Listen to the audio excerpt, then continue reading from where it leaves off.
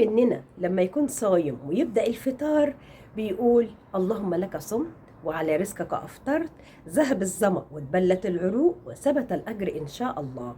لكن ده حديث ضعيف، لكن الأصح واللي كان بيقوله الرسول صلى الله عليه وسلم ذهب الظمأ واتبلت العروق وثبت الأجر إن شاء الله. لكن نقولهم إمتى؟ كتير مننا ما يعرفش يقولوا إمتى الوقت الصحيح اللي إحنا نقوله.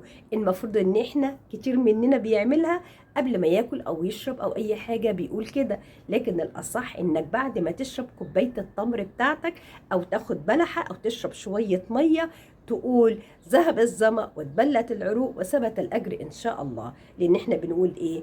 ذهب الظمأ يعني خلاص ما بقتش عطشان، اتبلت العروق يعني الأكل والمية بدأوا يخشوا.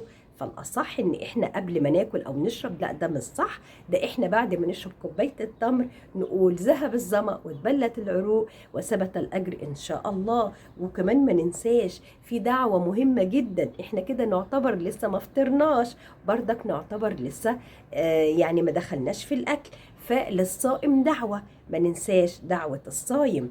أي دعوة أنت عايزها تقولها، تقول ذهب الظمأ واتبلت العروق وثبت الأجر إن شاء الله، وتدعي الدعوة اللي أنت عايزها. وبعد كده نبدأ نسمي بسم الله ونبدأ الفطار بتاعنا. وما ننساش نصلي على نبي الله في الكومنت.